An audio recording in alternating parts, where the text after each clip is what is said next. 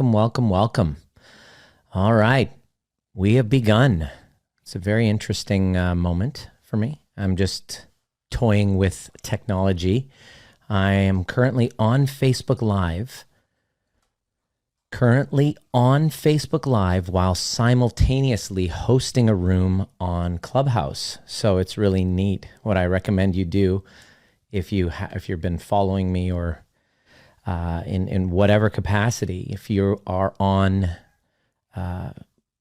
your computer, you can watch this live on Facebook in my Trigger-Proof Facebook community, and simultaneously you have an opportunity to jump into my Brain Care Club room that I'm hosting, and I'm hosting this conversation. So as I share this training with you, you have an opportunity to actually ask questions and be part of the conversation and watch it live. I'm here in Victoria, British Columbia, Canada, and my wife and I just love Victoria. We would love to move here. And so I discovered that I can take all of my studio equipment, fit it all into a suitcase, and be mobile. So it's a really exciting moment for me. This is the year that I retired from chiropractic. It's interesting. I'm a chiropractor, and I'm about to be talking about, about relationships. The topic of today's room and today's conversation, and it's going to be on my podcast as well, is when to leave a relationship. And it's odd that a chiropractor, I always kind of joke, it's odd that a chiropractor is leading this conversation, because what business do I have as a chiropractor having this conversation? And I got to tell you right off the bat, this conversation that I'm leading doesn't really come from the lens of chiropractic. However, it's who I am. It's how I started my journey in what I now offer. In my 46 years of now what I offer to the universe, a big piece of integrating of who I am is a chiropractor. And I went into this game because I love healing.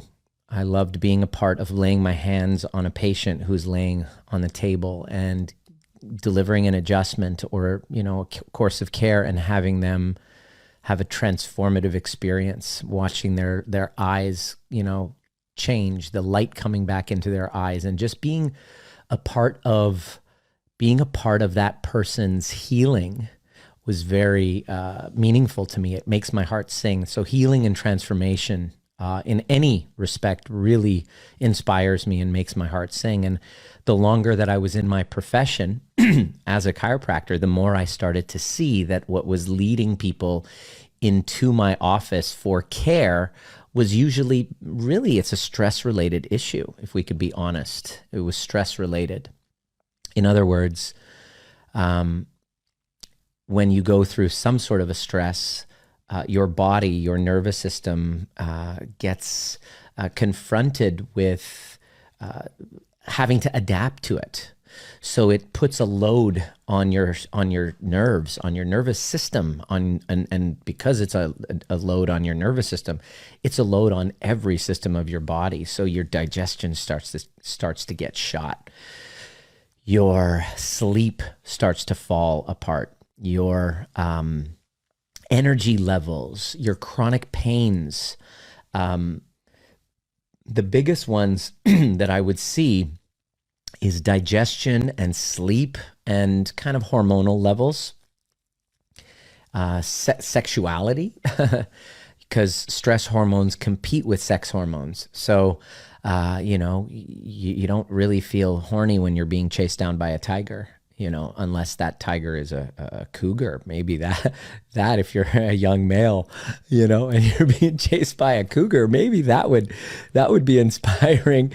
But because sex hormones and stress hormones compete with one another on the receptors in the cells, then usually people with chronic stress issues have, libido, menstrual cycles, that kind of thing.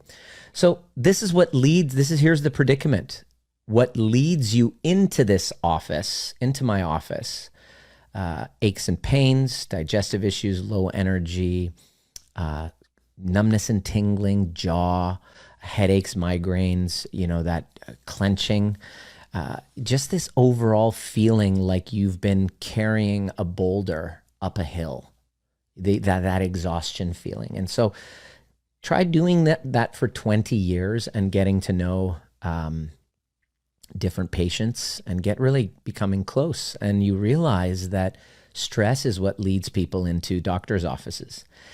And so I realized that. So I started teaching my patients about stress, well-being, that kind of thing. And so as I'm teaching them, I'm going through a divorce myself. And I experienced that whole resentment, that feeling of loss, the feeling of grief, the feeling of stress and anxiety. And then the relationship anxiety of going from, after my divorce back in 2011, going from one relationship to another, the anxiety of makeup, breakup, meet someone, butterflies, everything's great, and then things fall apart. And it's interesting, as I'm teaching about stress and I'm going through this divorce and re-entry into the dating scene, I'm realizing, holy shit, I'm starting to fall into patterns. Why is it, Nima, that every single time you enter a relationship, it literally is the same script? The script goes something like this. You're on a date and you meet somebody, and because of my training, because of what I do in my own personal growth and what I teach other people, as I meet that person, I could actually see where their blind spots are, as coaching, and I can't turn this thing off. So it's like I can see it, and a first date basically would look like this with me. I'm kind of embarrassed to say it. But whether they had neck pain or headaches, or they're still burnt from their last relationship, on that first date, I would have them in tears. I would do an adjustment, their neck pain would be gone, and all of a sudden, I have now rescued them, and I become super duper important. Now they really like me, and begins this familiar dance of hero, becoming their hero, and then turning into their villain. Becoming in their hero, and then turning into their villain. Becoming the hero, and then turning into the villain. And this crazy cycle that I would keep going into. By the way, that's my son. We're in the hotel room and we just had a nice little walk. And so if you hear him screaming, that's what he's doing. He does what he does. And so I'd keep going through this cycle again and again and again. And it wasn't until I hit this last relationship of mine where I was in limbo for 4 years. In other words, let me tell you, I started off as another rescue operation. I just have this real superpower.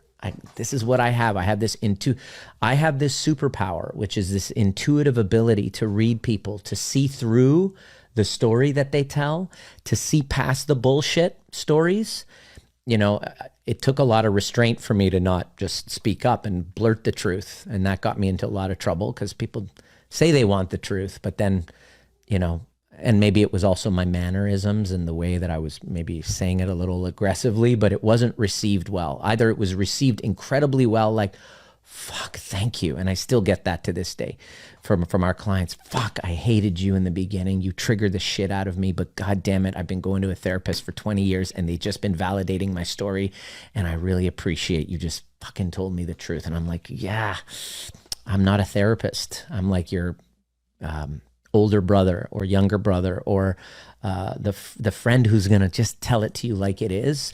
It's like the medicine that might not feel good going down. It might be painful, but it's just what you need. And so a lot of people, especially ones who are in fantasy land and who have real big challenges receiving feedback, they fucking hate that style of direct coaching. And so I would be in these situations and I would either get this, it was very bipolar. It was very polarizing. Either get, and I still am that way, either get people going, wow, this is amazing. Wow, this is like, whoa, exactly what I need. Or fuck, that guy's an asshole. I hate that. And so I'm, starting to come to terms with the fact that both can be true and I can still love the shit out of myself. I know what I'm really good at. But what would happen was when I hadn't really healed my own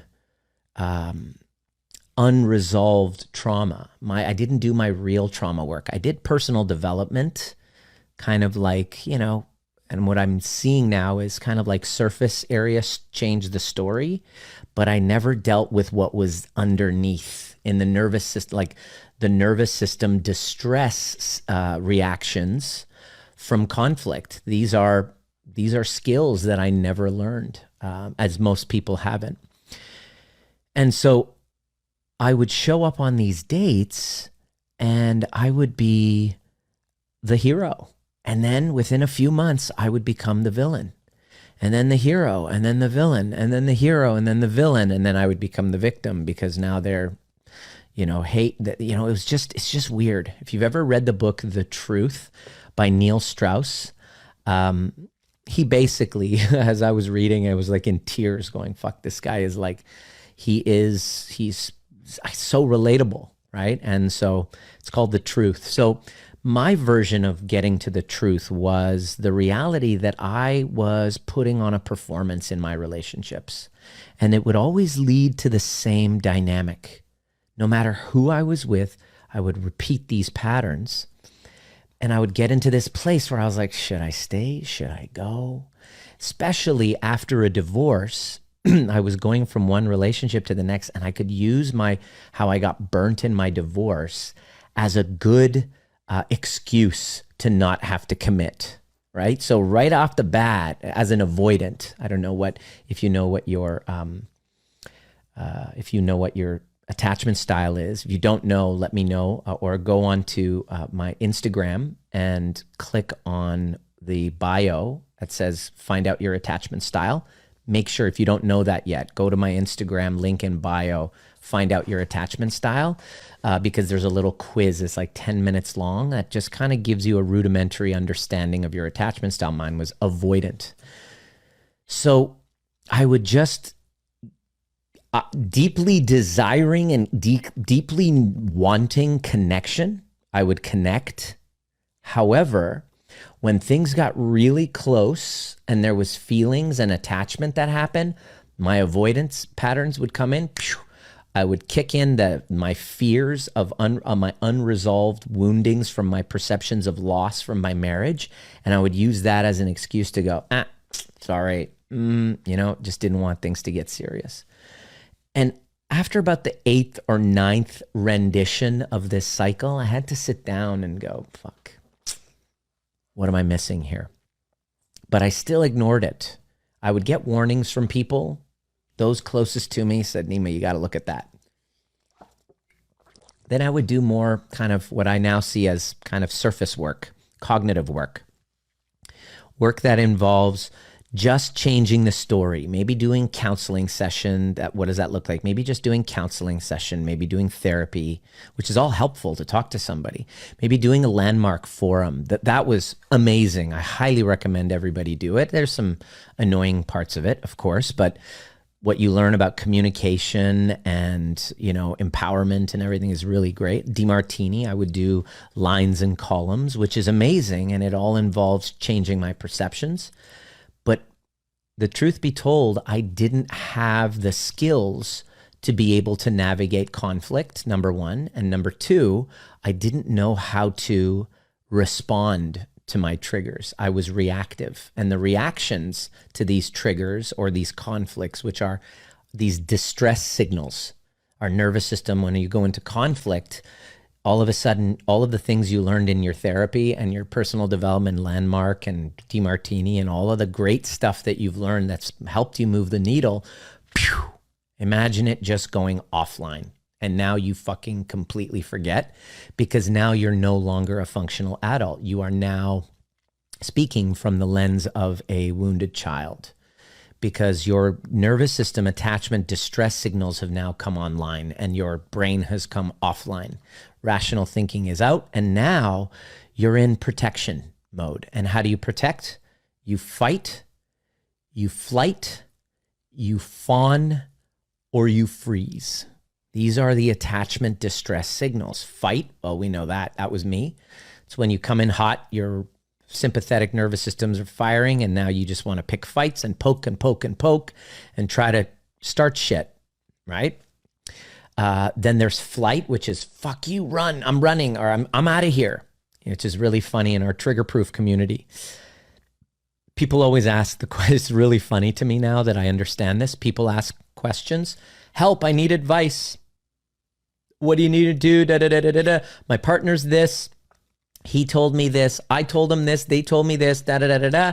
Help, any advice? And invariably what you see in this community of, almost 9,000 people now. So a lot of people who haven't really done the work, they'll say the same thing. He's a narcissist. Lots of exclamation marks, by the way. Capital letters. Run. He's a narcissist. Run. Which I understand because they're talking to themselves 10 years ago when they were just kind of like dating this person that they didn't really, when they abandoned themselves and they just kind of like kept going. And when they're going, he's a narcissist, run. They're trying to help the other person, but they're actually talking to themselves. And running just so happens to be a trauma response, which I understand if you don't have the skills, you haven't mastered the skills of self-regulation and you abandon yourself again and again and again, it seems very protective to run away. The problem is every time we get triggered, we're going to go back to those distress signals, distress responses, and then we just keep repeating patterns and we destroy any possibility of growth. We destroy I'm not saying you have to be with that person, but I'm saying there's a way to do it, which I'm about to share with you, if you stick around to the end, how to decide or determine whether to stay or go without having to run. Okay. And this is the focus of all of our trainings in our intimacy accelerator and upgrade programs and our cycle breakers community. And this is really what we focus on. And so basically fight, flight, freeze, and fawn. So fight, flight, which is run, freeze, which is very common. This is when you want to run, but you're afraid to run. because any motion, anything that you did as a child resulted in pain. So if you were hit as a child for speaking up, speaking your truth, if you had a consequence for sharing your truth that was painful for you, you're going to get triggered and you want to say something, but then all of a sudden there's another protective voice that suppresses your speaking up. And all of a sudden, it's kind of like a deer in headlights experience. In your body, it's experienced this high activation and arousal, but complete like inability to move. This is what a lot of people experience when they apply to work with us. They no show for their calls. We fucking hate it, by the way. Like, oh, there's another freezer. They commit and they're like, I got to do this. They're in tears. I can't live like this anymore. I can't, like, it's destroying my life. It's happening to my kids. My kids are watching it and they're in tears. I can't do this. And they're like literally in tears. I'm like, all right, you ready to heal this? We know what to do. We got to confront the demon, the dragon, just walk through this door and commit. And then all of a sudden you see their faces change. I can't. I just can't. I can't do it. I was like, excuse me, what? Why can't you? What just happened? It's too much. I'm really busy. Like I got so much on the go. And it's like, wait. 20 minutes ago, you are actually in tears saying you cannot live like this anymore. And then now, literally their faces change, which is what happens when we get triggered and our nervous systems go into different various states of protection. You can see it in somebody's eyes and their face. So fight, flight, freeze, and you stop. And what does that look like in a relationship? Well, it looks like turning inward. It looks like avoidance. It looks like not wanting to talk to anybody. It looks like, it feels a lot like stonewalling. So when you're in a relationship and then they're stonewalling you and you're like, you're giving me the silent treatment. You're stonewalling me. It feels like an attack. But what you don't see, because you haven't yet been trauma informed and you haven't learned how to self-regulate and understood the rules of the game, is that in all likelihood, they also might be in a freeze response, which means I can't, no matter what I say, it's hopeless because I can't share my truth and be met. So it doesn't feel safe to express myself. So I'm just going to freeze, right? But because that might, because being ghosted or stonewalled doesn't feel good inside, because it brings back our unresolved wounds when mommy or daddy just kind of were shut down because of their nervous systems. This is a cycle, you see. Because of their nervous systems, or they were checked out, or they were addicts or alcoholics or whatever, and they just were absent emotionally. Their nerves, their soul had left their body, which is what happens with trauma. We then now re-experience that in the relationship when we're feeling stonewalled. And it's like, oh my God, you're giving me the silent treatment. It's like, I remember one of my exes would be like, stop giving me the silent treatment. It's kind of like, what I'm seeing is she was perceiving that I was attacking her with the silent treatment. And I get that that's what it felt like. At the time, I wasn't actually attacking her. I just didn't feel safe saying anything because I've thought, what's the fucking point in saying anything? Because she's just going to turn it around on me. She's not going to she's going to defend. She's not going to listen. So what's the point in me saying anything? So when somebody stonewalls, often it's an undealt with freeze response, right? See, there's two people there in a relationship, both with the respective nervous systems, right? So this is a very big conversation. So that's the freeze response. And then the last one is the fawn response. When you get triggered in a dynamic, this fawn response, which is a pleaser. Okay, whatever you say. Oh, sorry. I love you. I love you. And what you do is you abandon yourself just to placate, please, and appease. Because as a child, when you were younger,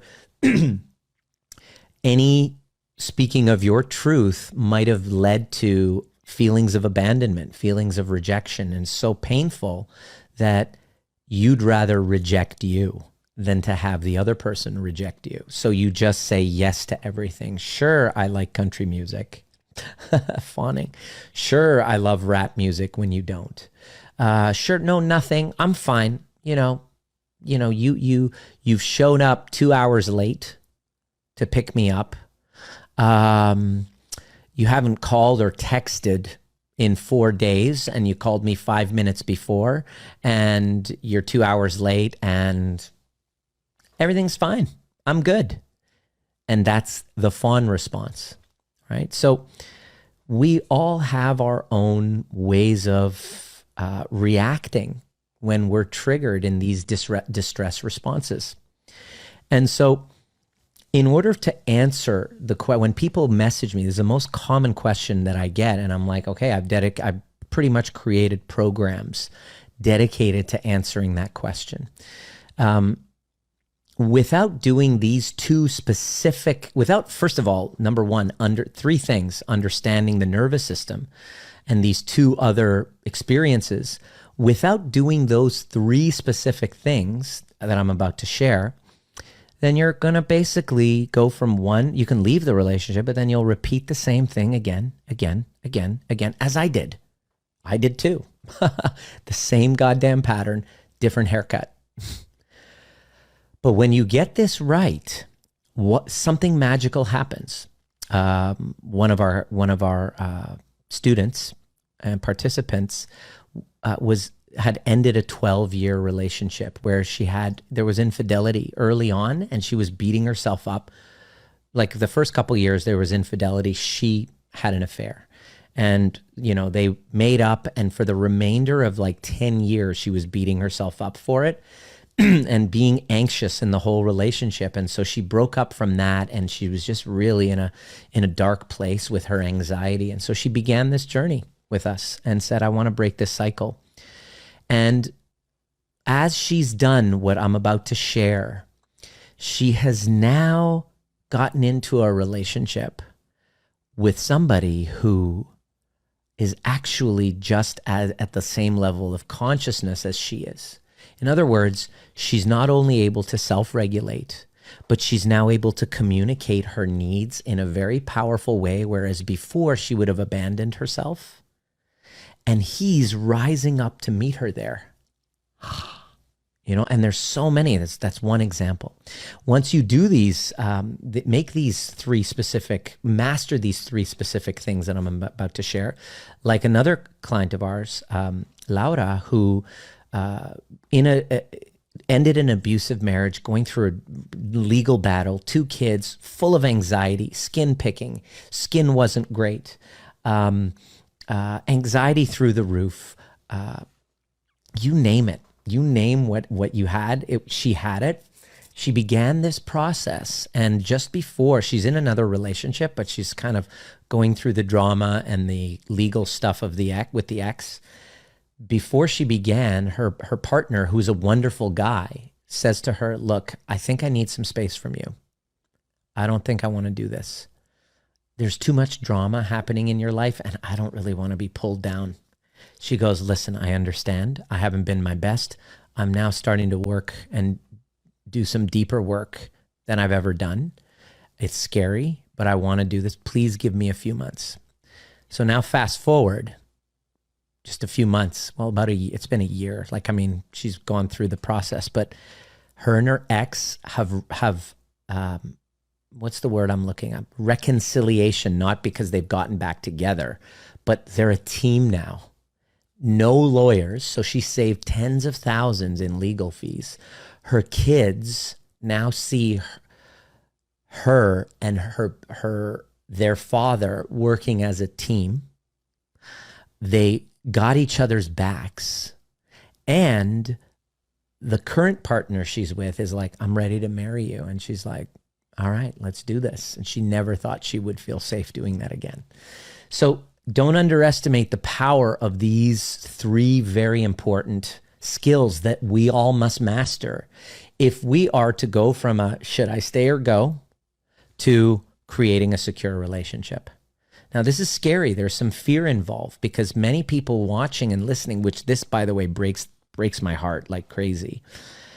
Many people have DM'd me and said, Dr. Nima, I really want to work with you and do this work and commit, but I know that by me doing this would probably be the end of my relationship. So my heart goes out to people in that situation who are holding back their own growth and healing that they know that they're responsible for doing. It's not your fault. I want you to get, it's like driving a bus, being on a bus that gets into a car accident. I want to thank Christina for giving me that analogy. It was a great one. You're on a bus, and then it gets into an accident. Now, that's not your fault. It's not my fault that the bus got into the accident. However, it's my responsibility for doing my physical therapy on my injuries. Because let's assume that there's no insurance, okay? Let's assume that you're in a third world country, there's no insurance, and you're responsible. Sorry you got into the accident, not your fault, but see the injuries that happened from it? Okay, great. Who's going to take care of that? Well, I can sit there and wait for somebody else to, or I can say, wow, I really want to hike up mountains. I want to swim. I want to play sports. And I don't need to wait for somebody to rescue me. I'm going to do whatever it takes, travel whatever distance, pay whatever price to get there because I only have this one shot at life. And life without secure relationships is fucking brutal. I don't care how much money you have. I lived that for the first half of my life. I'm on the second leg of my journey, and it was one of the biggest things that I learned was that I used to think it was about money and chicks. My life was a demonstration of that. I had a lot of that, but I didn't have the most important wealth of all is relationships. Because once you get that right and you learn how to self-regulate and co-regulate, you then have health. Because most people, I noticed as the chiropractor, I would ask them when their symptoms would start. And they would all tell me very similar. It was after the death of so-and-so. My partner died and I just haven't been the same since. Or went through a breakup and I've been like in a hole. I've been in a pit for the last 2 years. Ever since I was 13, one of my clients I really remember on our discovery call, he was like in tears. I go, when did this all begin? And he starts, grown ass man. He's a cowboy actually, with a Southern accent and, cowboy hat, and he does roping and rodeoing and all that. And he talks about when he was 13 years old and his parents divorced, and his mother, his dad got him to choose, are you going to live with mom or me? And that as he told me about that, his tears started coming. His eyes just welled up and he's just crying. And I'm like, bingo. So most of our traumas are relational. Let me say that again. Most of the traumas that we've gone through are relational. So it's of no wonder that we get into relationships and things start to fall apart. And then our health starts to fall apart. And then our wealth starts to fall apart. Everything falls apart because deep down, we crave connection. But at the same time, we're terrified of it. So what a conundrum this is for a human. We desire connection, but it's the one thing we're terrified of. So I'm going to give you a little kind of three steps, if I could. I don't want to use steps because it's not easy. These are not easy by any means, but this is your path moving forward. And it's nobody else's path but yours. This is your hero's journey. This is what I did, what I realized I had to do. And now as I did it, I now have a secure relationship, not just with my wife, because now I have a wife and I have a son, and I didn't think that was possible. I'm 46 years old. I thought it's not going to happen for me. I have that with my guy friends, with men. I have secure relationships with men. I have secure relationships with my clients. I'm able to set boundaries of who I'd like to work with and who's definitely not a fit. Before I used to just fawn and just take anyone who DM'd. Now it's like, maybe you might be better off doing, 6 more months of therapy before you're ready for this stuff. You might be this might be too conflicting and confronting because this is shadow work. It's what you've probably been avoiding. A lot of times we do talk therapy to avoid this stuff. This is for the badasses. And so if you really want to learn how to answer the question when to leave a relationship, what's the appropriate time, these are the steps. I'm going to outline them, and these are nobody else's. And here's the other part.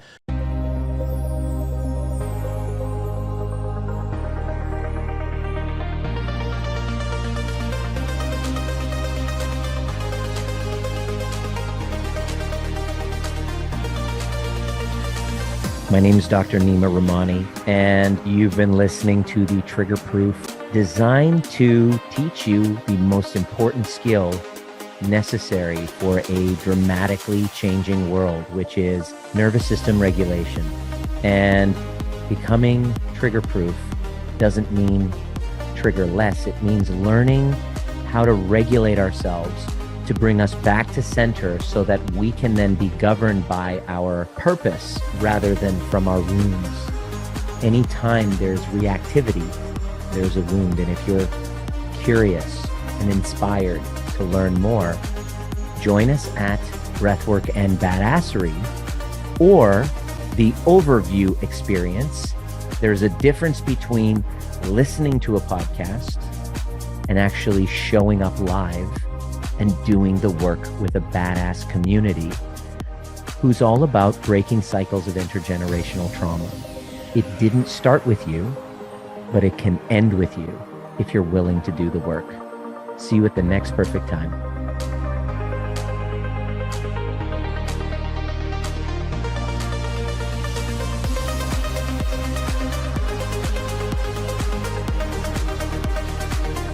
Nobody can do this for you.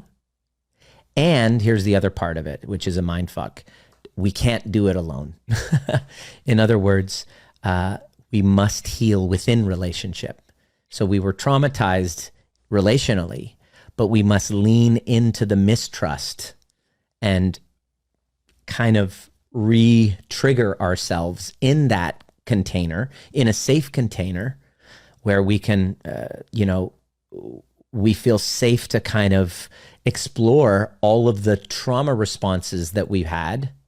In other words, for me to heal my tendency to run, I had to show up in a relationship, get triggered, notice that, fuck, I just want to run, but then pause and lean in instead of escaping, lean into co-regulating. And that's how I've been able to shift to a secure state. And I say shift because secure relationship is a work in process, is a work in progress.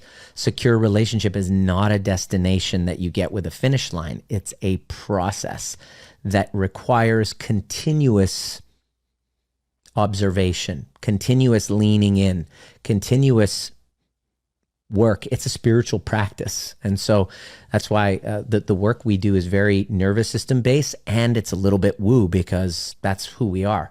We're, nervous system beings, and we have a connection to divinity. And I think that to have a complete package of healing, we got to address all of it. So you might disagree, but that's what's been working. So here's the first thing, and I don't know if you can see it. Yes, I have this little tool, this device, so I'm writing it here, and I believe it works. So the first thing, when to leave a relationship. Should I stay? Should I go? Advice, please. The first skill you want to master. There are 3 skills you want to master. Skill number 1 is autonomic regulation.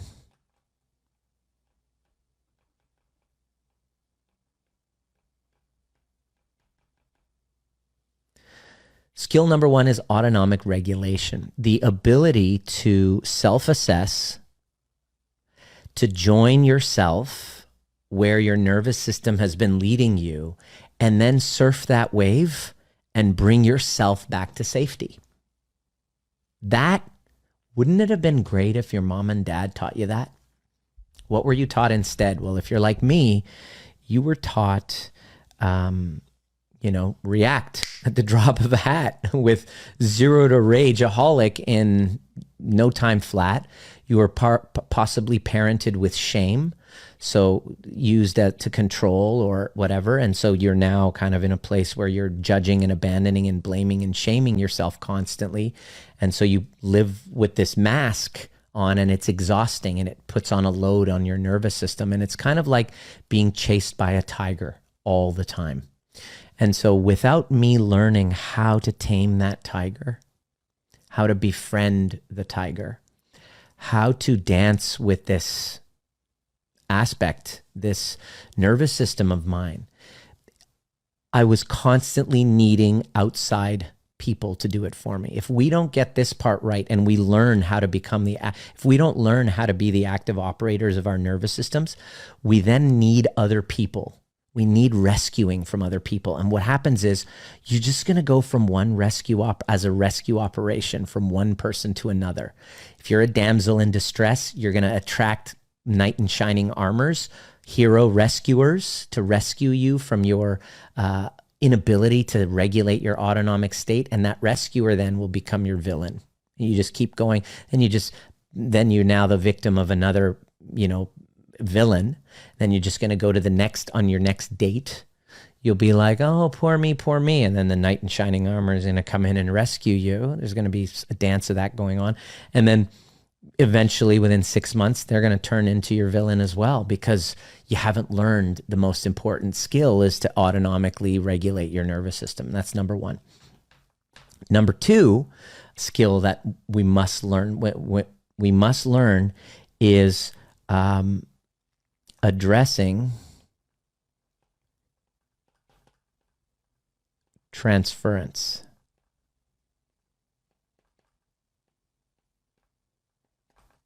Now, what do I mean by that?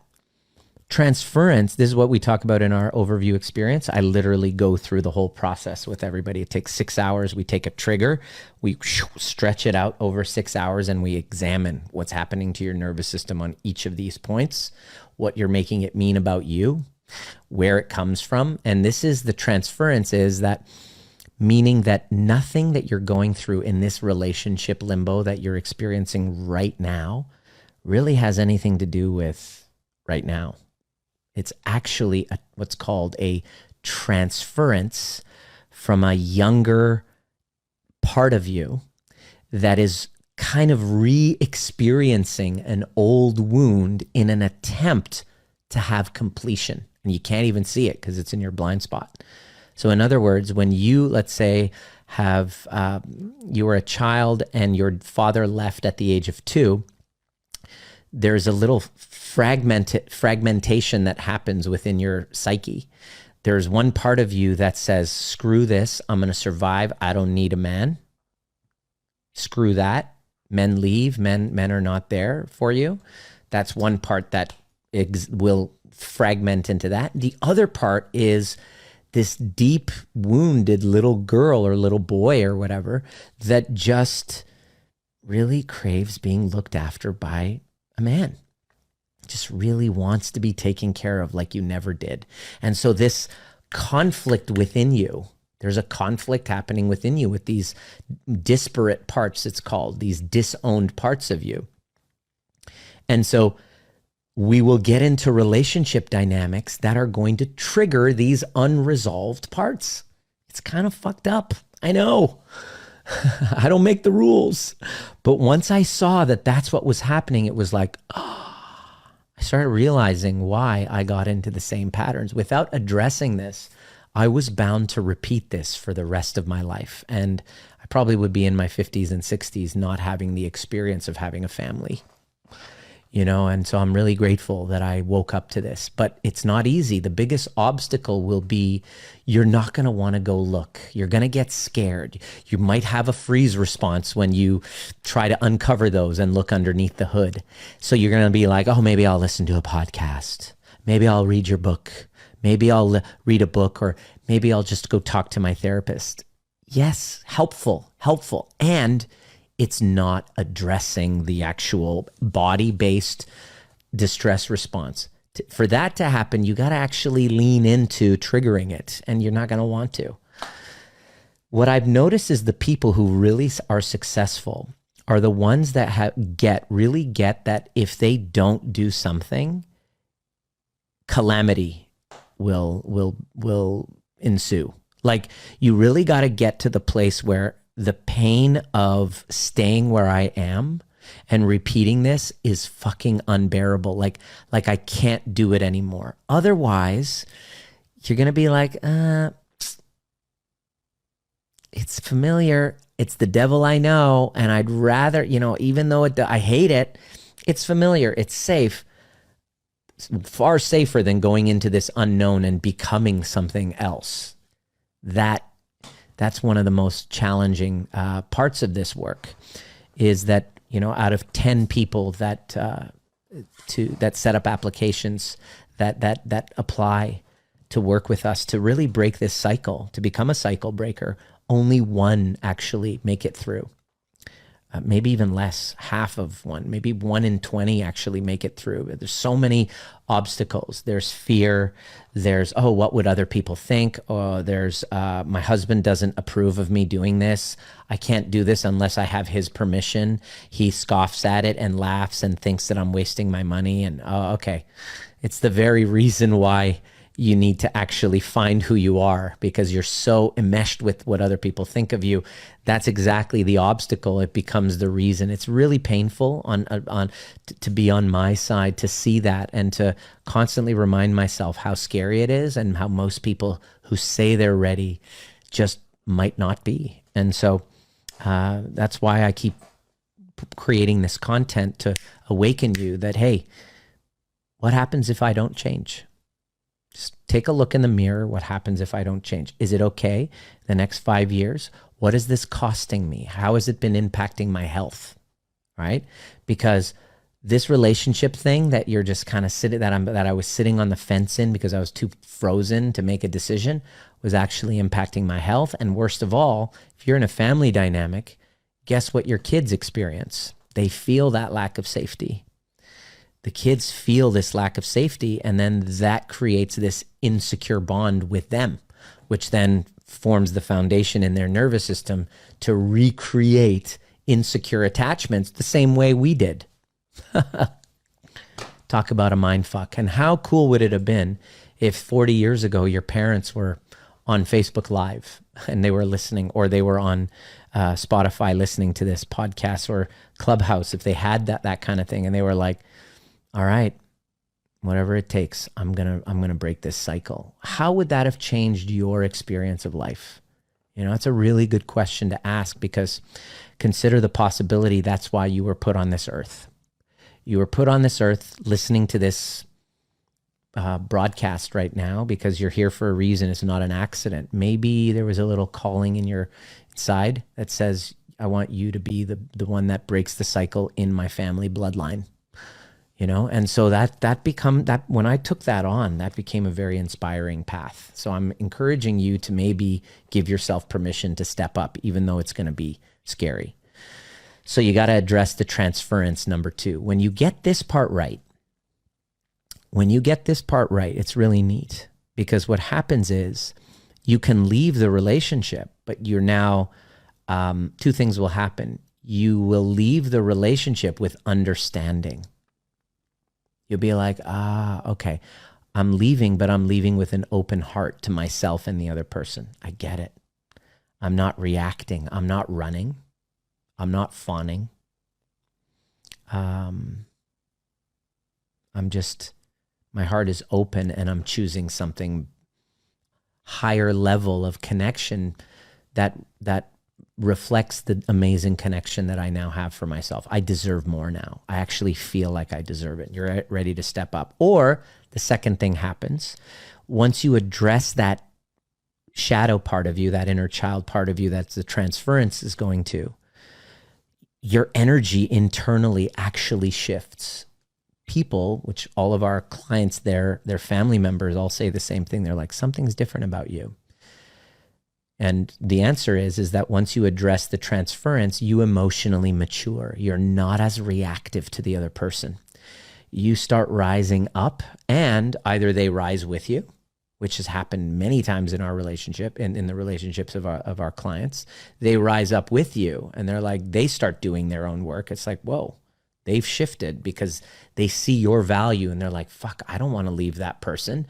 And they had the guts to be able to just stop going, when are you going to fix yourself? And they stopped looking at me, but they were doing their own work, and they've become the divine masculine. They've become the divine feminine. They're hot. They're so attractive to me that I don't want to lose them. And I got to clean up my act, which is what happened with Pamela, who had been in relationship limbo for fucking 10 years. They were both doing counseling together. Every week, he was having affairs like constantly, and they would just keep, she was like, should I stay, go? She messages us. She goes, I've been doing this counseling stuff, therapy for years. I'm finally like, how do you know when to leave a relationship? And said, do this work, learn nervous system regulation. She addressed the transference, and she did number 3, which I'm about to share. And all of a sudden she turns to him in a counseling session and says, it's time for me to go. And he looks at her, and before he would always gaslight her. No, we're going to be fine. And she didn't have the courage to step up. She's like, nope, it's time for us to leave. And he turns, and he's like, he felt something different in her. And he's like, okay, I understand. And guess what he did? He helped her move. He helped her move. They have 3 beautiful children. So she did this work because she wanted to break the cycle and not pass all of the trauma down to them, which is a really great, noble cause, because, you know, the work isn't easy. So you got to have a big enough why if you want to do it. And she was like, yeah, this is what I'm doing. And he helped her move, and they both went on their own merry way and started dating other people. And then lo and behold, he shows up at her door, and he's completely shifted. He finally stopped faking the work, and he was like, oh my gosh, I don't want to lose you. And he changed, and they got back together. But it wasn't until she got as resourced within herself as possible that she was willing to say, look, I'm no longer going to abandon myself just for the sake of a connection. I choose myself now.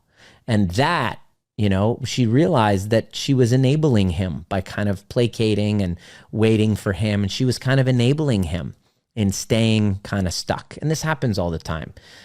You know, it's just like we're afraid of taking action towards our higher selves. We're so afraid because we're afraid of losing that person. But when you're willing to no longer tolerate, no longer be available for anything other than how you're treating you, which is amazing because you've invested in yourself, you've made yourself a priority, you've opened up space, you've learned how to regulate your nervous system, you've taken care of all the little shadow pieces that are being triggered in your relationship limbo, so you're present, you shift, your body shifts. There's an embodied sense of truth that wasn't there before when you were constantly placating, pleasing, something very inauthentic about that, playing the fawner, right? And so you change. But it's like changes that you don't have to say, look at me, I changed.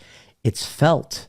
It's kind of like the person who goes to the gym and has to tell everyone, hey, everyone, I went to the gym, versus the person who doesn't have to tell anybody, just goes, and then you look at them and you're like, dude, have you been going to the gym? Like, you look fucking amazing. What is it? And you're like, and the person's like, yeah, I've been really spending a lot of time putting the right stuff in my body and moving my body in inspiring ways. I feel great. Thank you for noticing. I appreciate that. That's what happens when you heal your nervous system and you actually address the transference. If you don't get this part right, you're playing the victim, going from one victim story to another, again and again, like I did. And when you finally get this right, you become a safe container for secure relationships to thrive. It's not about the other person doing their work, because it's you.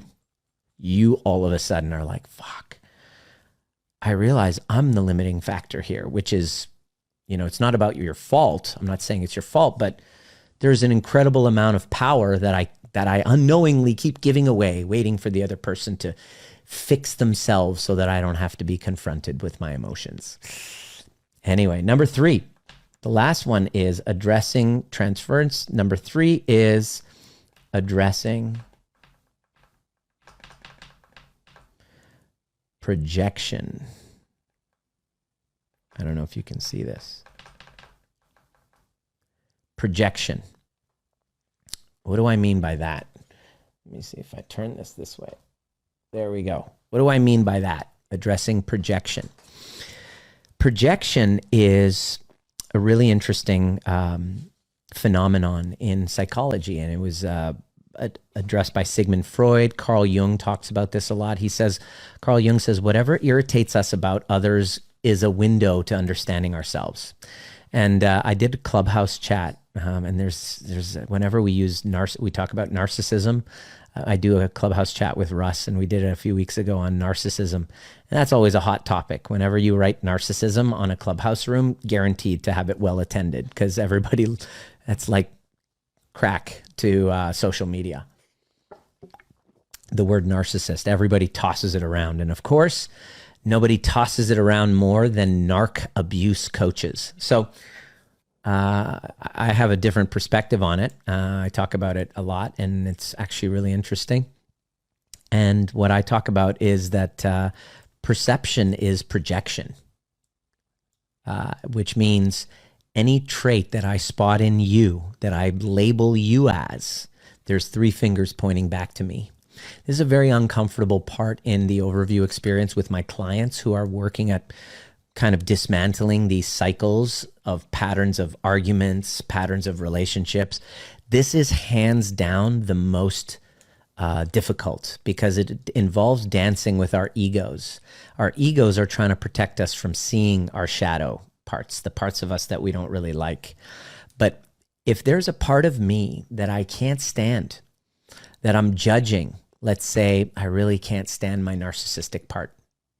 We all have an inner Kanye West, I believe. I believe we all have this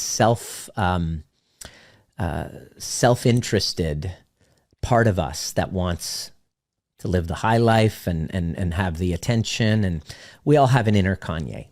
But if we don't like, and I'm not absent of that, but if I'm judging that part of me, or I hate that part of me, or I've turned my back on that part of me, what's going to happen is it goes into that energy goes somewhere and it gets hidden and stored in my unconscious.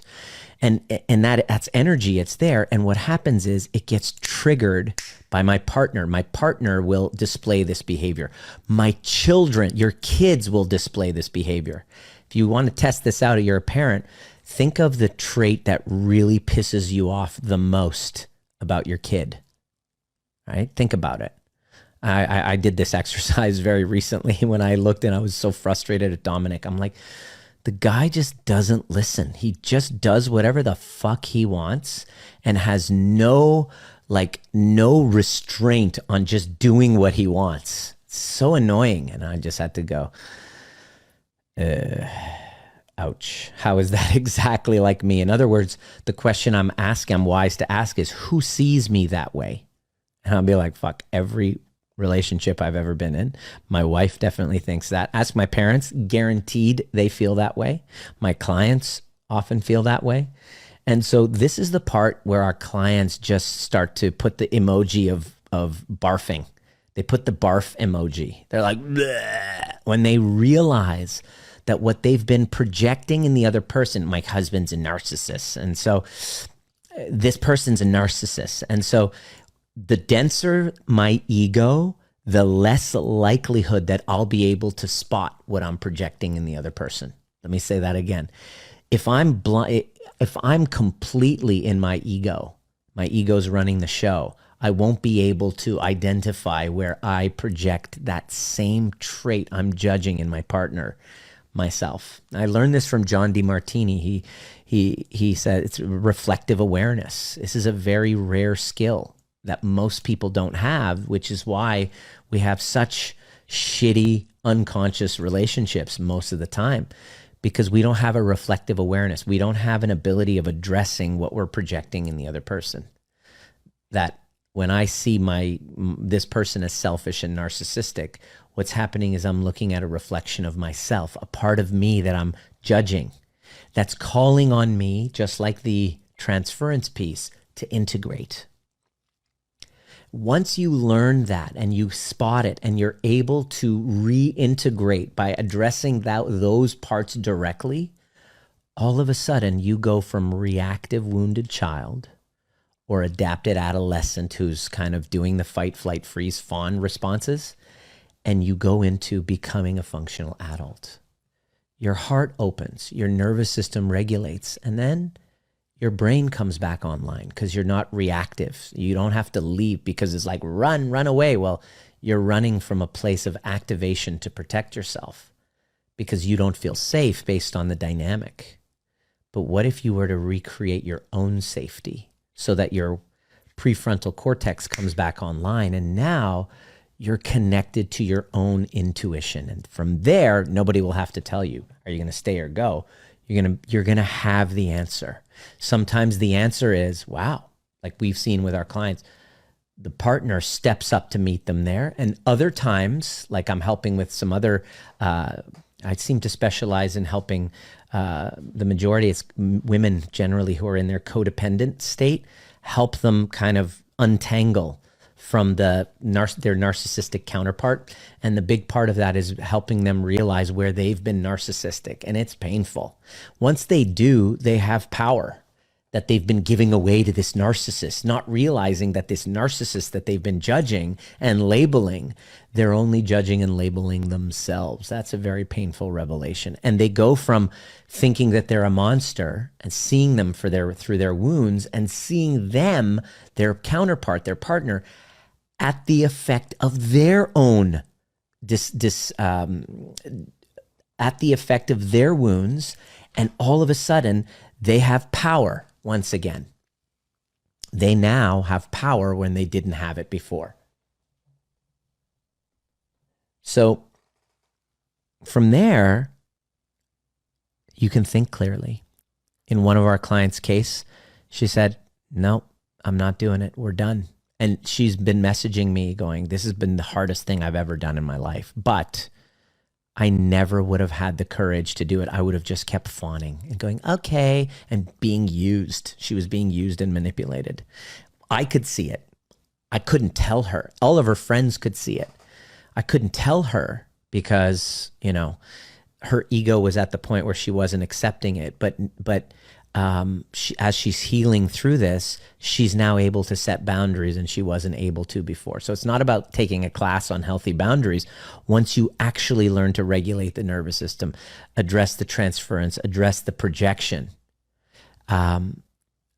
you have a definition of who you are. You can just say, no, yes, no, this is okay, this is not okay, I'm not available for that.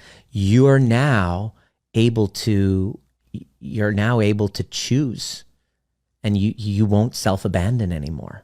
It's really, but if you don't do all of this, you will be like we did as children, self-abandon again and again and again, just to keep that safety, perceived safety and bonding, because we're so dissociated from ourselves.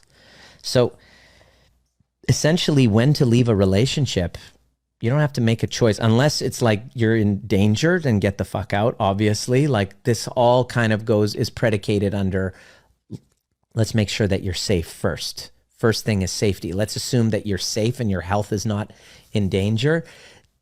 You don't have to rush. If you don't do those specific things, then you're pretty much going to repeat the pattern. Because you haven't addressed the root cause. You're just kind of like most people, playing victim, thinking it's their fault. I'm not saying it's your fault. I'm saying you haven't owned anything. You haven't owned it. There's a dance happening.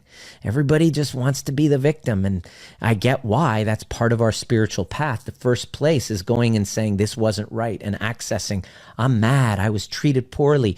He gaslit me. He invalidated me. And that's important, accessing our anger, especially when you've been in despair. So upgrade is to anger. But when you go to those narc abuse coaches, narcissistic abuse coaches, where they themselves haven't fully integrated, which was very obvious from that gentleman's share who was a narcissistic abuse coach. He was still very much hurting. If I'm still hurting, if I'm a therapist or counselor and I haven't really done my work, I'm sure he's done work to get to that level, but he was still really resentful, then you're bleeding all over your clients. You want to get help from people who are teaching you from the perspective of their scars, not their open wounds. How do you know?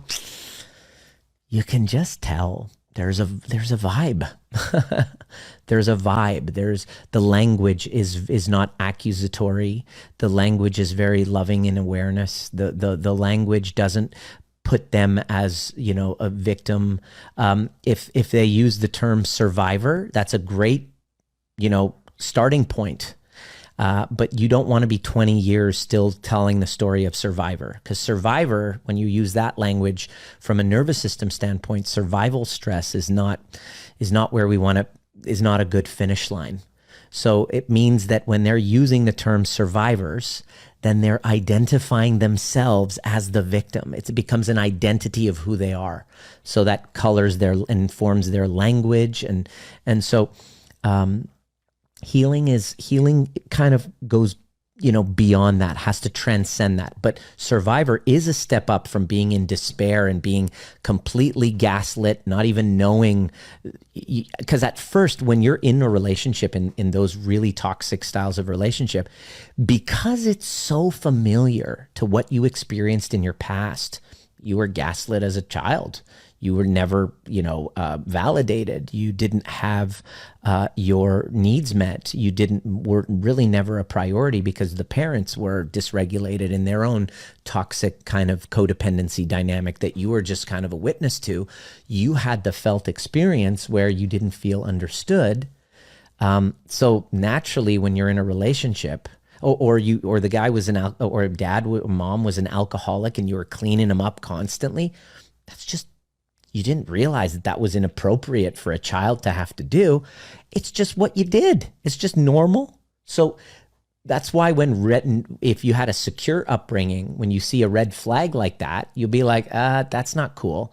But because you had that experience normalized, any red flag, like completely treating you like shit, calling you names, physically hitting you, you're like, well, it's just what I deserve. I'll just stay there for another 20 years. until, you don't know that that's there. So the first step is, I'm a survivor and I'm fucking mad and good. This resentment is a necessary part of healing. The problem is many people just stay stuck there and then become coaches for other people in that situation, but they're still stuck in that resentment, and you can feel it in their tone. You can see it in their content and in their writing and the words that they use. And so, we can only lead others to where we've been. And there's value in identifying, that this wasn't fair and all that. And I'm not invalidating that. I'm just saying that becomes kind of like a sticking point, and you're still depressed, still in that victim story. And so this level of work isn't about making it your fault. So what they always say, they jump on the stage and they start calling me out saying, "You're saying it's the survivor's fault." No, I'm not. I'm saying it's our responsibility. Regulate your nervous system. Address the transference. Address the projection. And the fourth thing that I have to say is find a guide and a community that's going to help walk that path with you, because you're going to need resources, and human beings who are involved in a healing conversation are resources. So you got to be the most supportive for your nervous system as possible, because it's scary going into the unknown, and you want to make sure you're in a community of people who get you, who are cheering you on, who will pick you up when you're down, and who will high five you when you have stuff to celebrate, because there's going to be many ups and downs on that road. And and I keep saying, unless your health is in jeopardy, before making that choice of stay or go, address those three things first, and then the answer will come. The answer comes on the other side of that. And so that's the best advice that I can give. So I don't know how, I have the room still open, and if anybody had a question, this would be a great time to ask. If you had a specific question regarding this or something that you'd like to share, I'd love to invite you to jump on and share your story. Just go ahead and raise your hand for those of you who are here. Those of you who are watching or seeing on replay, or listening to the replay on the podcast, I'd love to hear what your biggest takeaway was.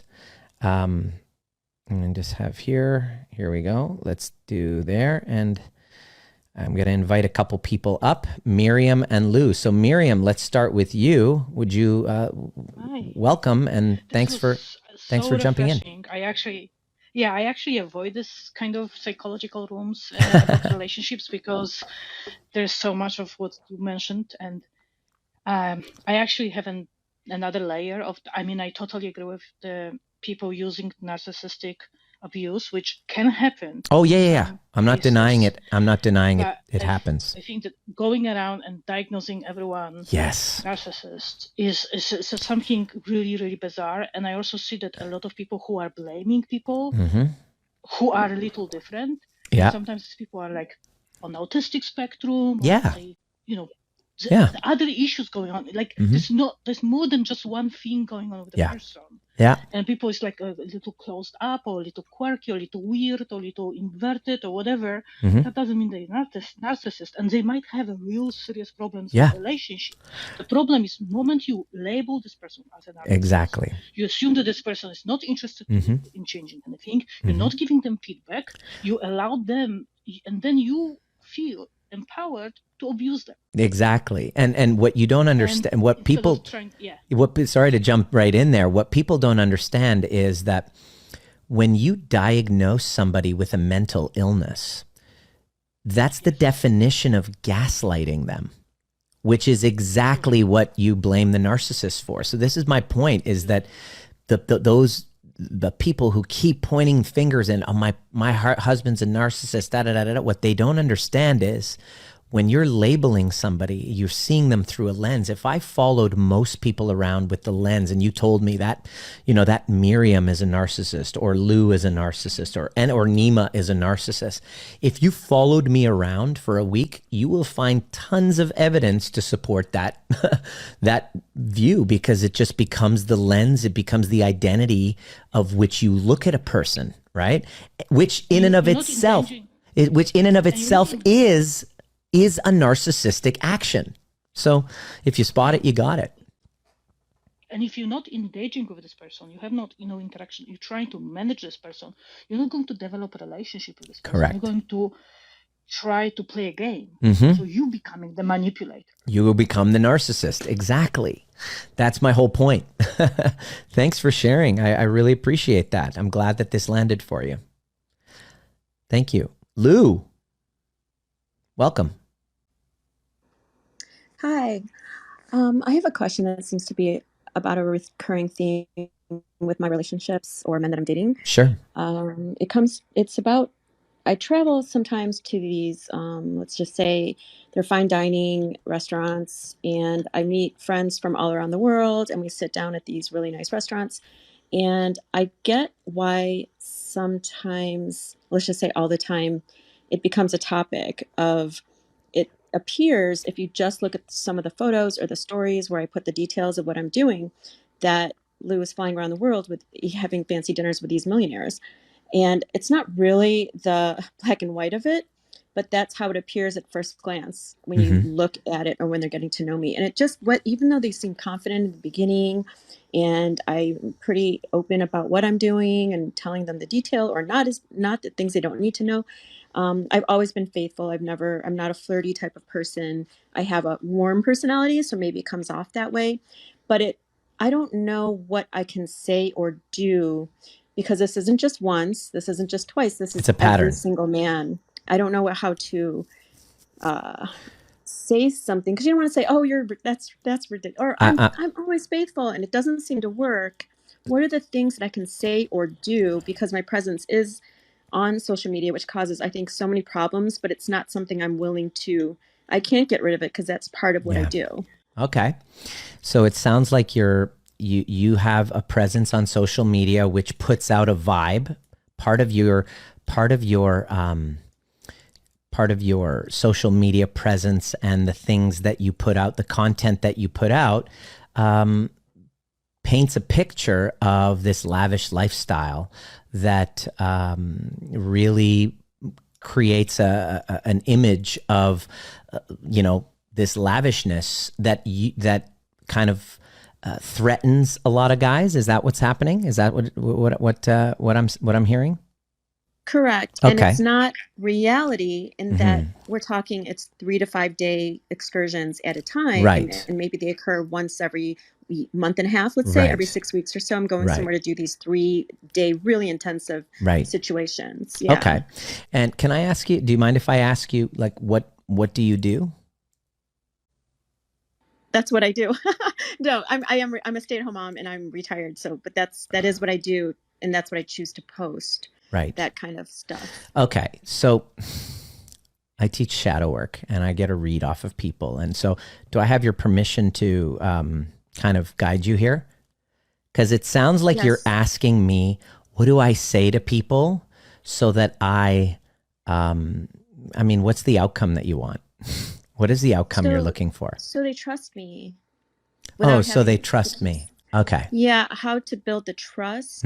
I'm a very genuine person, authentic. That I think that's the quality that people are attracted to. Right. But then when it becomes intimate, it's threatening all of a sudden that why am I sharing this type of warmth that they were drawn to with so many other people? Right. And that's what I've learned from trying to really look at it and look at myself and what am I putting out there? What is that vibe? Well, what I would do is I would get very honest with myself about how I am.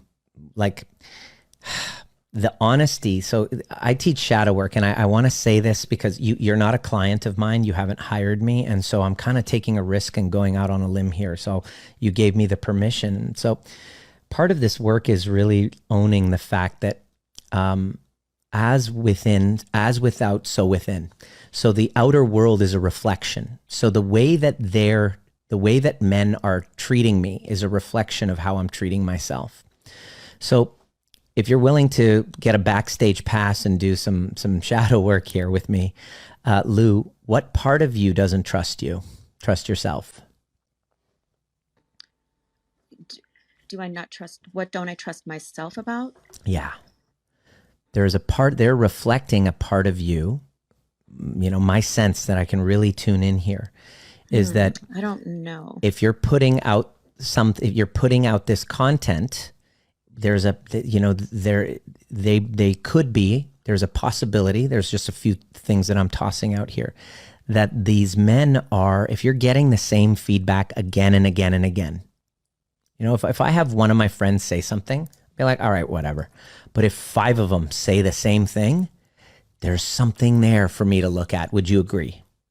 Would you agree? Yes, and that's okay. what I've been able to admit recently. Okay, it's a perfect. common thing. Yes. Okay, so there's a possibility that they are reacting to an incongruency or an inauthenticity within you. Maybe, social media is, what is it? It's image crafting, right? And so there's a part of you that loves the shit out of this image that you're putting out. You're doing it consciously, right? Yes or no? Agree. Okay. I feel like, okay, now I think I get it. So yeah, I think I'm not somehow making them feel what I'm putting out to the world.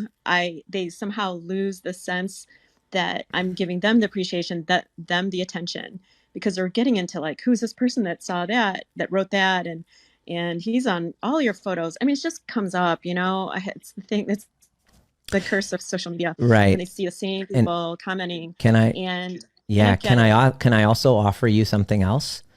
There's a part of you that actually loves this dance. Agree. There's a part of you, and this is going to make you want to throw up if you're doing it right.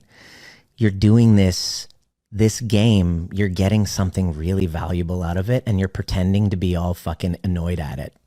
I can totally feel it. Yeah. I'm just like, quit bullshitting here, Lou. I don't know you, but I love you. But I can see how you're open to this feedback. You're coming on here and you're just like, I'm just so annoyed. But I've worked so hard to create this image and have these men all be jealous of me, and I'm just sitting here pretending to be all annoyed about it. And the way that you break the cycle is by owning how you fucking did this to you, and you love it, and you actually secretly really freaking love it, because there's an insignificant little Lou that really needs this attention to feel validated from all these different men. How do I know this, Lou? I played the same fucking game as you. I used to do the same thing and just cry victim to all these women that got jealous. And I was putting out the fucking vibe to get that. And then when the stalkers would come, one of them actually 250 emails in one day, ending with, I love you, I want to kill you. And I had to call my patient, who is a cop. I was like, dude, look at this. And he's like, she's outside. I'm gonna arrest her for criminal harassment. That was my wake up call for me to go, Nima, why do you love the shit out of this? And I go, I created this monster because I love the fucking attention. Why? Because there's an insignificant little part of me that I haven't yet come to terms with, that really just wants this external validation. And if you're in social media and your business is run by, likes and posts and shares, then that's one. If you don't know that that's what you're run by, then it's a big fucking blind spot, Lou. That's basically what's happening. My social life is driven by that. Where I live, I'm not so integrated with my immediate community. Mm-hmm. It really does revolve around when I do travel, because my friends, it started from boarding school. They are around the world. So when I do this kind of thing, that's what I'm doing. They are with friends. So here's my answer. I can't get rid of it. Well, I know. So here's my answer. When you truly, truly address those younger parts of you that you've been using this external validation for sustenance, and you learn how to give that to you, you won't run into this same familiar dance. And until then, until you address that, you'll be getting it through these little kind of cycles with these jealous guys that keep coming in. Are you saying like to own it? That's the first step. Yeah. First step is own it. Second step is to find the transference. Like, what parts of me feel so insignificant, so invalidated, so like weak and pathetic that I really need to create this life, this image to try not to feel that. So some deep shadow work would completely solve that for you. But you're not going to want to do it. What do I say to them when the conversation comes Here's the up? thing. What you're asking is, what do I say? Everybody asking for advice, I always give them advice that they're not really wanting. They're wanting, what do I say to them? What I'm telling you is when you actually address that's just a Band-Aid you're asking for. When you actually, I don't do Band-Aids. When you actually address the root of it, what'll happen is the energy will shift and you won't attract that kind of pattern again, because you yourself will shift. You yourself will be way more authentic rather than to, I don't know, your social and your work, this bipolarity that you have, this character that you put on for work, it won't be a character anymore. You'll start to integrate and become more authentic, and then you'll just attract a different conversation. It won't even come up.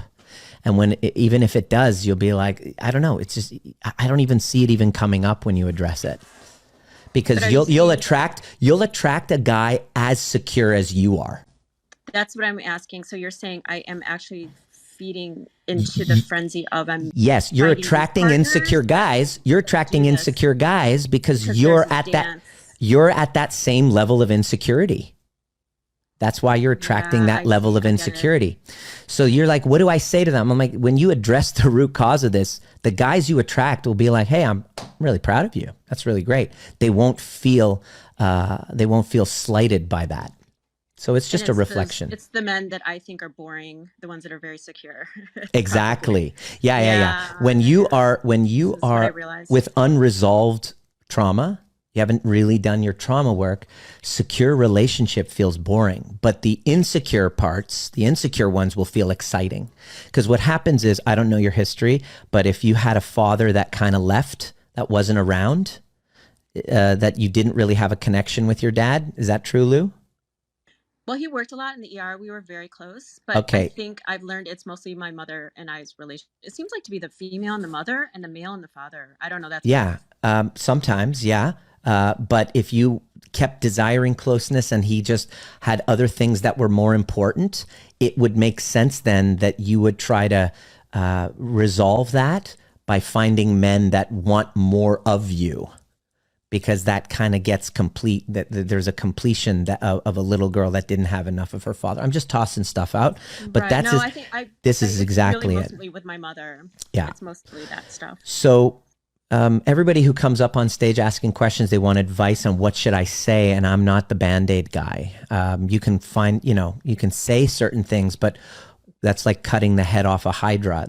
A new head comes back. You got to actually go to the root, and you're not going to want to do it. You're just going to want to keep it at the surface. And so when you're ready to actually break that pattern, you got to do all of those three things. Regulating your nervous system, do the transference, and owning the projection. And I'm really glad you had the courage to come and ask this question. That was a fucking great question, and you took it like a champ.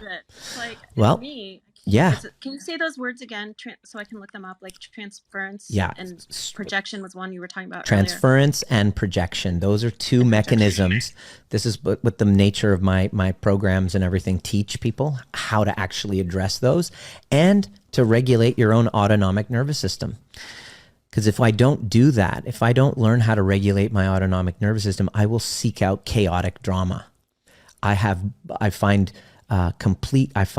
stillness and quote unquote, what most people would say, boredom as intolerable.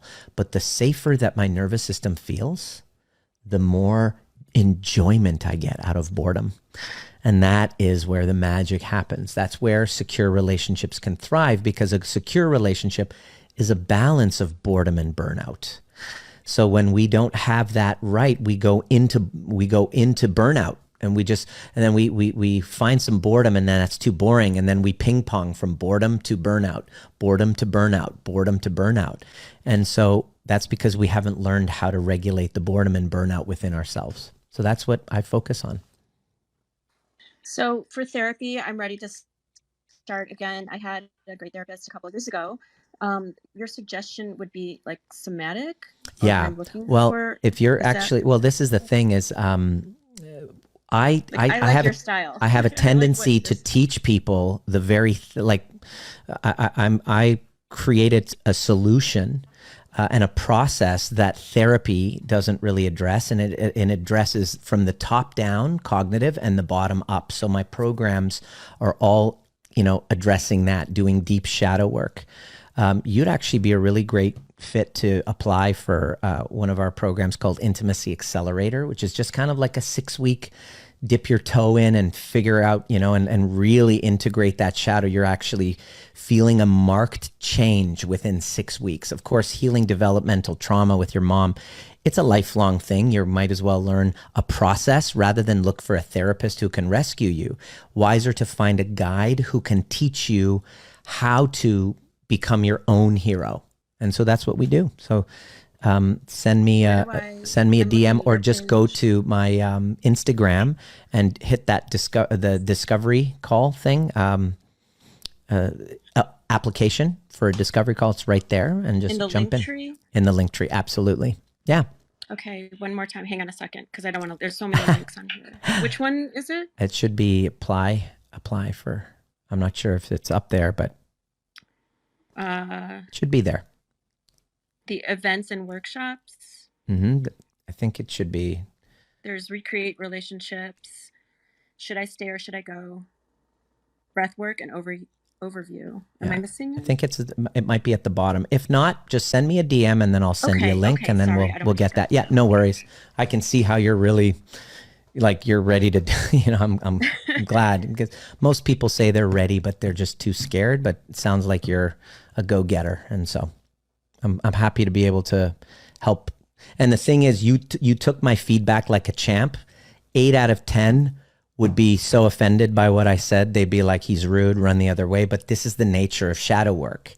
It's not kind of like there's loving kind of compassion, and there's, sometimes we need a little fucking kick in the ass too, because, we can do better. And so great work, Lou. Thanks for your question. Appreciate you. Thank you. Yeah. Beautiful. That was awesome. Does anyone else have any questions? You can, I'm inviting you to come up to the stage. Got time for one more. That was fun. If not, we'll call it a day. I had a good time. So yeah, my intent is to do this a lot more often. Wednesday afternoons, 3 p.m., maybe another one. Definitely join Russ and I for ours on Friday at 1 p.m. Pacific time, which is 4 p.m. Eastern time. Yeah, we talk about anxiety, and we're going to kind of go into this a little bit more. Russ and I have a really great back and forth banter. If you have any questions, please write in the chat box. If you're not already part of our Trigger Proof Facebook community, hit that link, join my Facebook community, watch the live. You can see actually, I'm live on Facebook Live right now. Share your biggest takeaway from this. It's a very common challenge for people. I want to say thank you to our I have one person who has time for one more. Evelyn, come on up. One more question. Hello, I can hear you. Hi guys! Wow, I can't believe I'm doing this. First of all, Nima, thank you so much for this talk. My background is in psychology as well, so all of those beautiful words you're using today, Beautiful. I understood them. You get it. Them immediately. Transference, projection. But here is my Achilles heel. I absolutely do not know how to apply them to my particular situation. Yeah.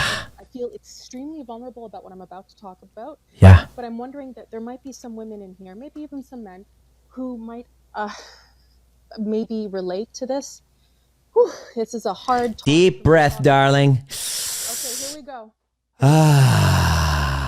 You are safe. Thank you, Nima. Thank you, everyone, for listening to me. Okay. Internet pornography. Instagram girls. Okay. Instagram models.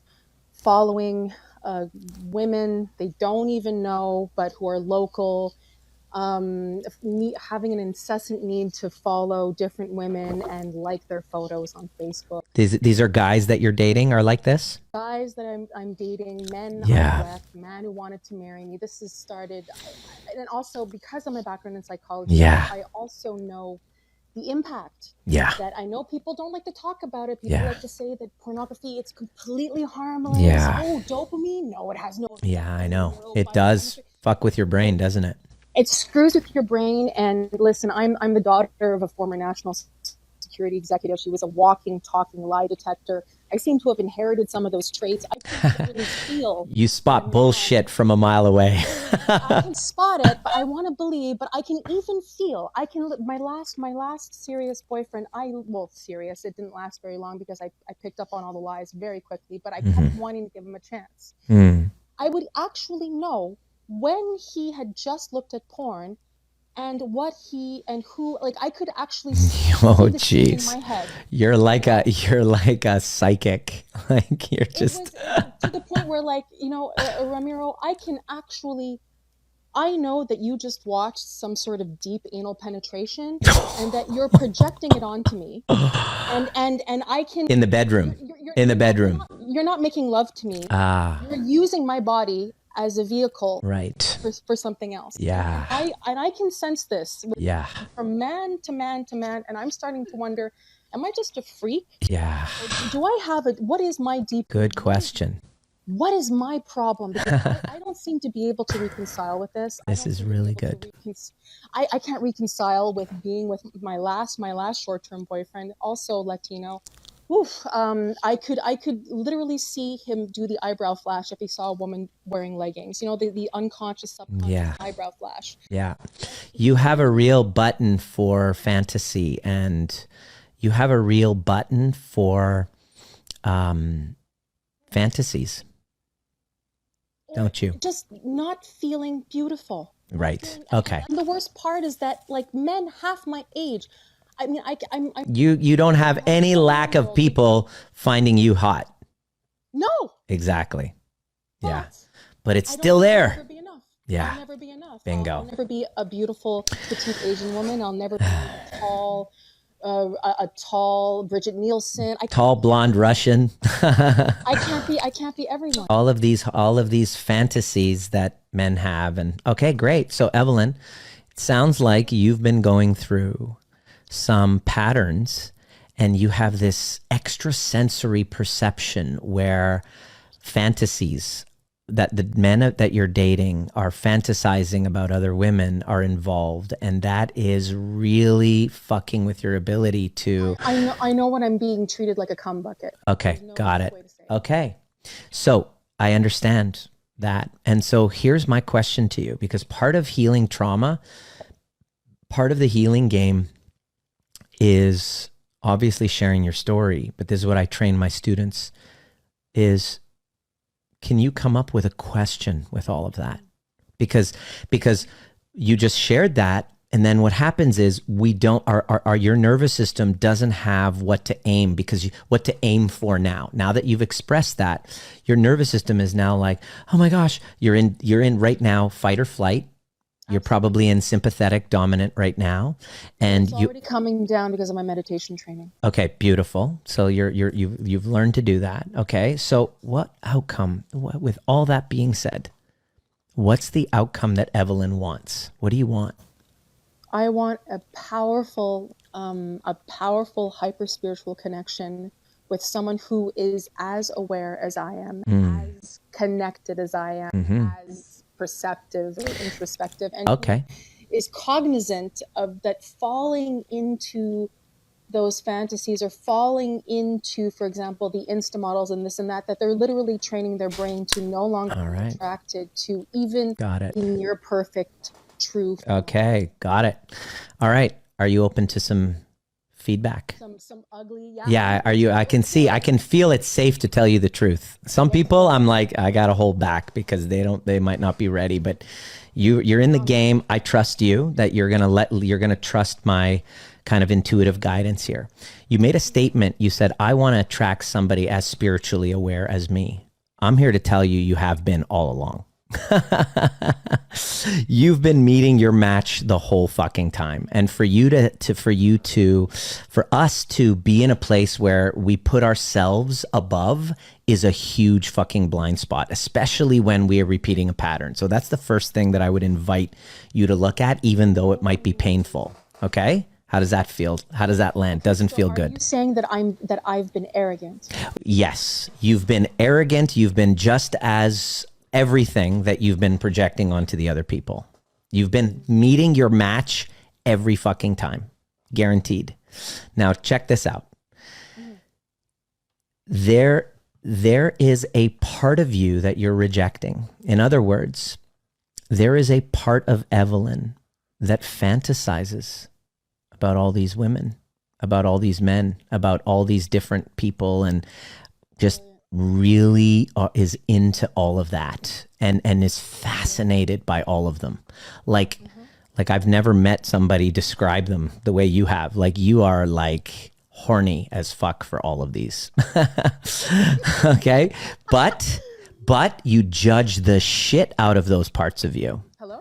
Can you hear me? Can you hear me? Yeah, I lost you for a second. Yeah. Yes. But you judge the shit out of those parts of you. You claim that they're immoral, unspiritual, unawakened, they're too profane, and you basically keep them locked up, and they're called your disowned parts. You judge them. Brilliant. Does that land at all? This is very interesting. Does it land?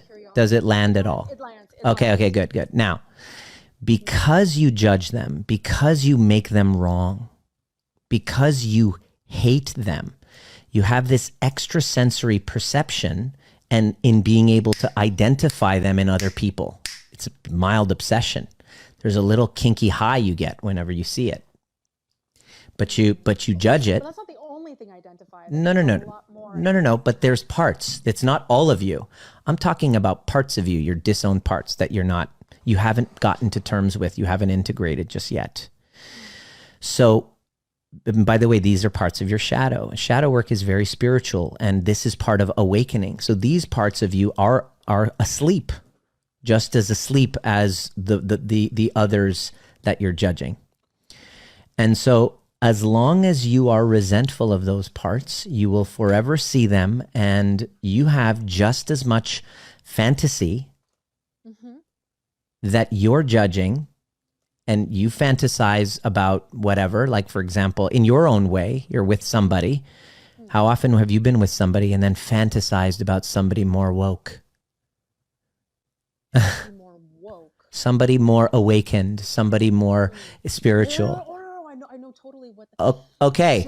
During the act, no. During the act, no. Okay. During the act, sometimes, yeah. During the act, you wish you were with somebody else, somebody who's somebody else, right? And so, in your own form, you're judging them, but you're doing it in your own way, and this lack of presence with yourself is recreating your reflection. And so, what you asked the question when I was like, "Do you have a question?" What I heard was, how do I bring somebody who's just as spiritually awakened as me? I'd like, I'm going to offer you and invite you. Desires me. Right. Right. Okay. Hold on. Who doesn't desire you? Who doesn't desire me? Yeah. My gay neighbor? No.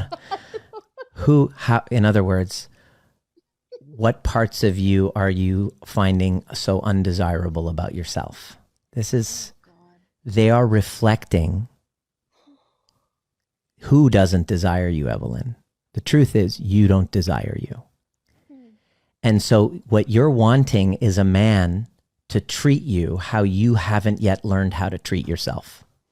Now, you're very intelligent. You've learned the books, done all the things, and you can recognize it in others. But there's a difference in somebody who's a therapist, psychotherapist, psychology degree, who's done their own integration work, right? And so you're meeting guys who are exact reflections of how you're treating you. You're fantasizing that you're somebody else. When are you fantasizing that you are better or stronger or better, nicer hips or longer legs or prettier Right. whatever. Right, because you're giving me a flashback right now. Yeah. And I remember it's a long story. It's Yeah. really, I won a Canada Arts Council grant over like my insane family story.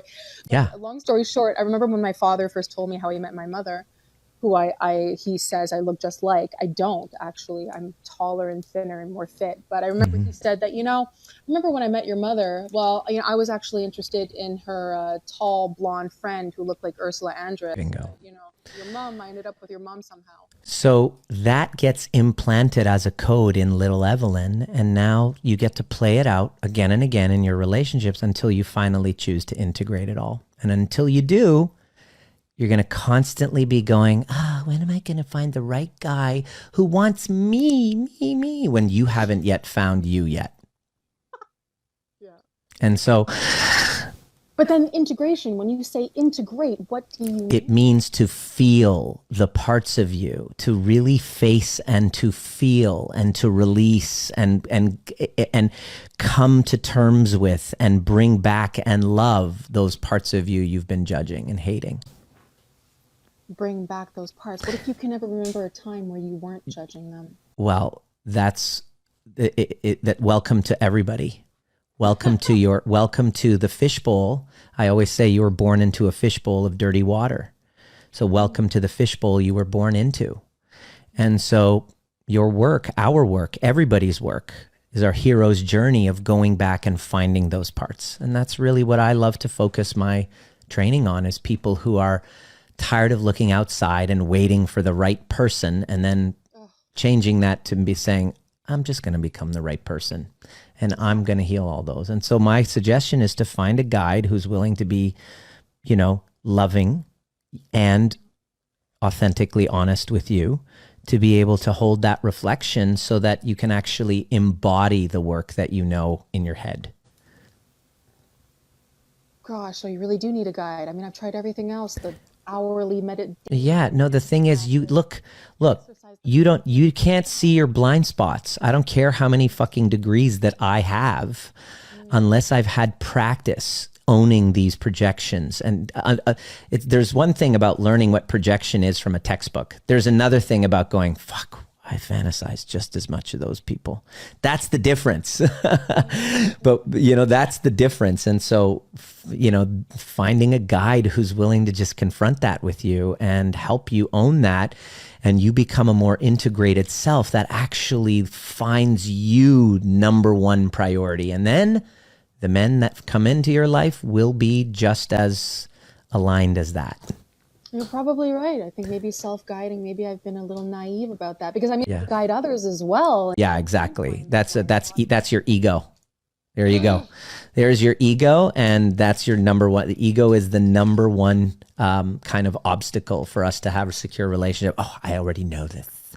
I'm so awake and involved. I just wish I should be good by now. I just want to attract somebody who's just as fucking amazingly awake as I am. And then your question was, you think I'm arrogant? I'm like, fuck yeah, I do. For you to say something like that, and it's a blind spot, you got to have somebody who lovingly, this is my style. And I'm the first to admit, I'm not everybody's style. But I'm actually good with that. I'm like, here's who I am ready to work with and who I don't want to. And who I want to work with is somebody who's committed to healing, not committed to being right. Because the biggest threat to our relationships is our own kind of self-concept. And you just shared your self-concept about how, you came in with all of your qualifications and and what you should know. And then you wish that other people could just meet you up there where you're in your pedestal. And I'm just like, somebody needs to get knocked down from their pedestal. And that's how you're going to find a guy. Because this self-righteous act is a deterrent for the truth. Write that one down. This little self-righteous act that you put on, because truthfully, let's call it the truth, is that, they tried to do research with men with pornography, and they're trying to find a group of men as the control group who don't use pornography. And guess what they found? they couldn't find a group. It literally almost like it didn't exist. And so you're either going to torture yourself and torment yourself for the rest of your life, or get to the root cause, which is why Evelyn doesn't find herself attractive. Even though she's got all this evidence externally, doesn't really matter. It's how you feel about yourself, and address that directly. And that's my suggestion for you. Your mission, should you choose to accept it. And here's the other part I'm just going to drop in. I have so many conversations with people on Clubhouse. They're like, wow, my mind is blown. I know what I got to do. And then guess what? You're not going to do it. You're going to be too scared. Because it's scary to face those parts, even though you have a psych degree.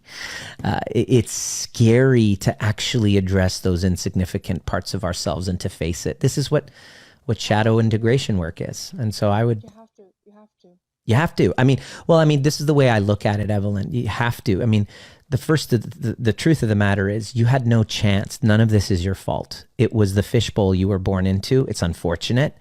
It's not your fault, but it was the bus that you were kind of born into, and the accident that happened, but it's your responsibility to resolve, and you've come a long way. I mean, you're very intelligent. You did all of this psychotherapy and, you did all of the psychotherapies and all of that stuff to really make sense of things. And you've succeeded because you've gotten great success. The one place that we have this obstacle is in our relationships. And what happens is, what we realize is halfway through life is you can be successful, but without really meaningful, deep, secure, safe relationships, all the successes aren't worth it.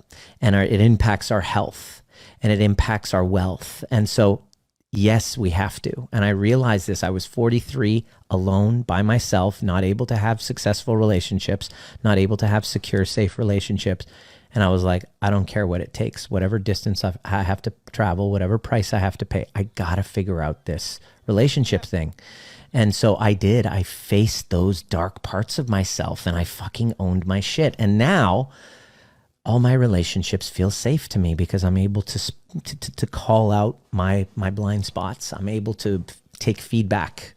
Even with your extrasensory perception. Yeah. When you can sense deception. And the thing is that you're sensing a reflection of yourself, Evelyn. You haven't owned the deceiving, manipulating, secretive, fantasy-having parts of yourself. You're judging those. They're calling on you. When you address those, the triggers, only your shadows are being triggered. When you address those, you won't attract deceiving people because you're no longer deceiving yourself. You know, myself exactly as they've been. Exactly. And it's painful to look at, but it's a reflection we all must face if we want to actually have a secure relationship. So if you have any questions, I mean, it's all there. It's all possibility. Send me a DM, give me your backstory. And if you're ready to rock, I'd love to take you through my process. I mean, I love seeing people willing to fucking face their truth and just be like, oh, that hurt. Like the way that you responded to my kind of tough love there, I really appreciate you. I can really see that you're dedicated to healing rather than being right, which most people just want to be right. Oh no, I want this ego dissolved as soon Okay. as possible. Well, the thing is, your ego won't be dissolved. I still have my ego. The trick is for me to be able to go, oh, sorry, Evelyn, what I just said there totally came from my ego. Retraction. Yeah. Sorry about that. Yes. It's there. It's a part of me, but I've learned how to dance with him, and my relationships are safer. So it's not about killing the ego, because that's not going to happen. It's learning how to dance. I call it, it's a big part of the training, dancing with your dark passenger. When you do, then you have authenticity. When you do, you have authenticity. When you don't, you're lying and manipulating yourself. And then you'll see it in other people and get frustrated. Why is everybody else such a fucking liar and manipulator? And you can't even see that it's you until you have somebody willing to hold a reflection, hold a mirror and go, sweetheart, take a look. And you're like, ooh. Oh, this is so brilliant. This moment is... Wow, thank you. I love you, Evelyn. Thanks for being open. Thank you so much, Nima. And thank you to everyone who... Yeah. That was fun. Wow. I wonder if everybody got really something out of that. That was fun. Someone did. Yeah. Yeah, I did. Well, just jump in my Facebook community and you know, you can see the replay, and it was you can maybe make a comment, or I'd love to Great. love You got to a Facebook page? yeah. Just hit my Instagram and go to Facebook community and just, you know, request to join the Trigger Proof group, and just keep following along. I will find you. Thank you so much. Awesome, Evelyn. Thank you. That was pretty awesome. A badass question. All right. That's all the time we have. Until the next time, if you haven't already, you know, kind of subscribed to this in the Brain Care Club, my cycle breaker handle there. Also, Dr. Nima on Instagram, and make sure you join the Facebook community and engage. Show up at our events. We have breathwork coming up on the 18th of December. You do not want to miss out on this. This is the access point into your truth. This is kind of like where a lot of people start off, especially those who are nervous. They're like, I don't know, is this real? Is this the internet? He's kind of scary. He looks like a Justin Timberlake meets Al-Qaeda type of thing. I'm not sure if I trust him, or he triggers me or whatever. You can kind of do that. Or if you're actually ready and you're like, fuck, I got to do this, and I want to start to get trained, hopefully before Christmas, learn how to handle this ego of mine, because shit's about to hit the fan with the holidays. I'd love to guide you. So just go ahead and apply, and just be ready to get uncomfortable if you want to heal. See you at the next perfect time.